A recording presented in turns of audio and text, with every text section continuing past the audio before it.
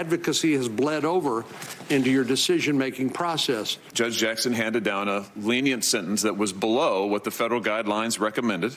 This zealous advocacy has gone beyond the pale. That's some of the attacks that will heat up further tomorrow. We have two special guests with me on set in Washington. Former RNC Chair Michael Steele, who endorsed Biden for president, and Barbara Arnwine, a civil rights leader and president and founder of the Transformative Justice Coalition. Good to see you both, and good to see you in person. Yes. It's wonderful. Here we are. Yes. She's excited. I am. Michael, I go to you first because that really was not just law, but a lot of politics. It's all politics. And the argument seemed to be that this judge, for some unexplained reason, loves criminals and wants to make sure they get out of prison right away so they can keep doing crime. Your response? Well, it's the ongoing trope inside GOP ranks. This is how you own the libs, by sort of putting into context that ownership around issues like law and order, and you know, you saw the reference to COVID and things like that. Look, the reality of it is there is no hook to hang a hat on when it comes to this particular judge.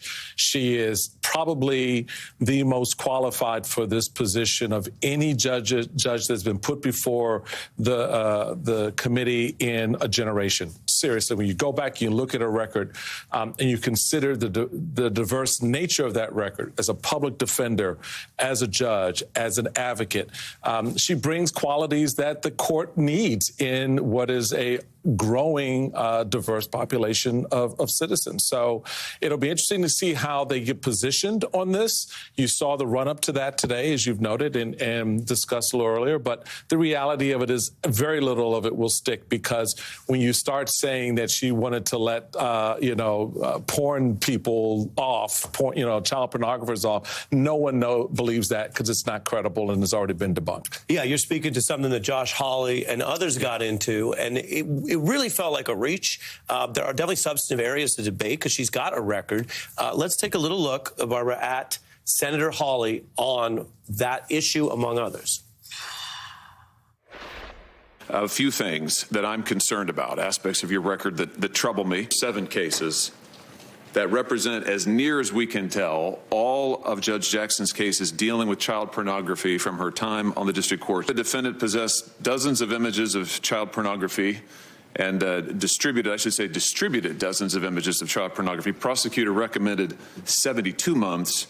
Judge Jackson gave the defendant 60 months, which was the lowest sentence permitted by the law.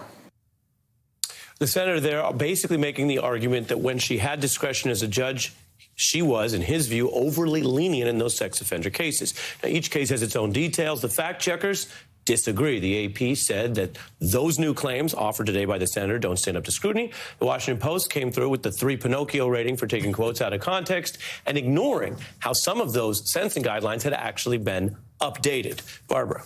Listen, I thought Hawley, Blackburn, Cornyn, they all just appeared to me to be desperate, and they were petty. I thought it was so petty, with Lindsey Graham crying about Michelle Childs. I'm like, are you serious? Is this what you're going to do with your time here today? You know, I agree with you. I was looking to jump in to say, with all due respect to Senator Graham, I was there today. I felt like he was at a hearing for a different nominee. Right, exactly. And for them to, just retreading Brett Kavanaugh and all of these, and I'm going, but listen, the difference is nobody's made any allegations of sexual harassment or misconduct against her. Come on. They can't. If you have a record of 572 decisions and the best they can come up with is this nonsense, this out of context, stretched, I always call it Dixonian, almost, going back to Nixonian, arguments about soft on crime. If this is the best you can do, they're desperate. Yeah. And it's not going to resonate. What I really was moved by, and I know a lot of people out there who watched today had the same reaction, is how transcendent her nomination is. Mm-hmm. How many women had their hearts beating. How many senators talked about hope, faith, joy, pride. I mean, I'm like, when do you hear them talking about this with any real feeling? Yeah. I mean, this was really unique. Well, and I'll join you to say, in fairness, because I mentioned this in the top, there were more than one Republican side member who made a point of saying, wow, you have quite a career, and this is impressive. And they're on record, and that's on TV and all that. So yes. that did feel, I'm not going to call it bipartisan yet because we have to see where they vote, right. But that did feel different.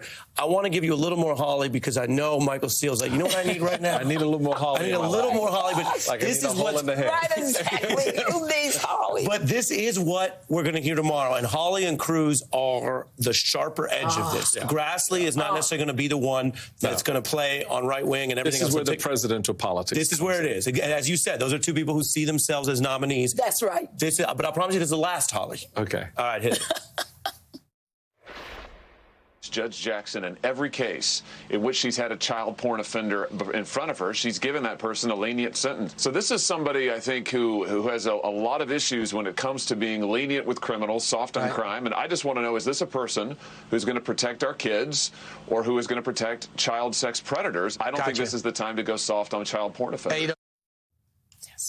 Well, I mean, there are a number of approaches I could take here. I'm sure Josh Hawley wouldn't mind her being lenient on some of those January 6th criminals when they appear, when their cases appear before the Supreme Court later on. So, you know, that's just full of noise and nonsense. Josh Hawley is doing what Josh Hawley's always done. Every time I see him, all I see is a raised fist. So there's nothing else that I hear coming out of him. He's not credible. He's not serious. He's an unserious senator at this moment. And I think people see that for what it is. And so when he and Ted Cruz, you know, as my mama used to say, start showing their behind tomorrow on national television in their questioning, the country will collectively yawn because we can script this. I think to the point you made before, those other senators who do recognize her legal achievement, the credibility of the work that she's done, and her approach to her jurisprudence, while they may disagree with the decision ultimately, those are the ones I'm going to be paying more attention to. And so that the sideshow, the clown show, I'm not concerned about because it goes nowhere. It doesn't amass votes against her, that senators aren't in the cloakroom saying, Josh, we really need you to lead on point here. No. I think that there's much more interest in hearing how others, you know, the Rob Portmans and, you know, that type of senator on the committee approaches. And for Barbara, I want to play you Senator Blackburn, who sort of had a couple of, Michael's just laughing, and a couple of different kind of hot buttons, kind of put all the hot buttons together. Here we go. Oh, my God. You serve on the board of a school that teaches kindergartners, 5-year-old children, that they can choose their gender and teaches them about so-called white privilege. You believe judges must consider critical race theory when deciding how to sentence criminal defendants. Is it your personal hidden agenda to incorporate critical race theory into our legal system? Those are rhetorical questions. The answers will come tomorrow. That's in the Q&A. How do you want to see Judge Jackson deal with those questions? I want her to do what she did today, be herself. I mean, she has a record. She's the only nominee. She actually is, when she's confirmed, what's going to be amazing is that besides Sotomayor, she would be the only other justice who ever sat at the trial level. Think about that. Yeah, it's crazy. 672 opinions. She's the only person, 572, who's ever done that. So I think that it's very important that when they start this kind of attack, her very presence contradicts it. Her very record contradicts it. They can't really go down this trail because there is no trail. So they're just, stepping out into the wilderness, stepping out into the darkness. But I do think that, she is so strong, so brilliant, so well composed, so in this moment ready, that she is going to make them look even more ridiculous than they look right now. But how do you feel? Which is hard. I never get a sense of how you really feel. We're out of time. Last time she got about 53 votes. How many votes do you think she gets? I think she gets about 53, 54 this time. I agree. There you have it.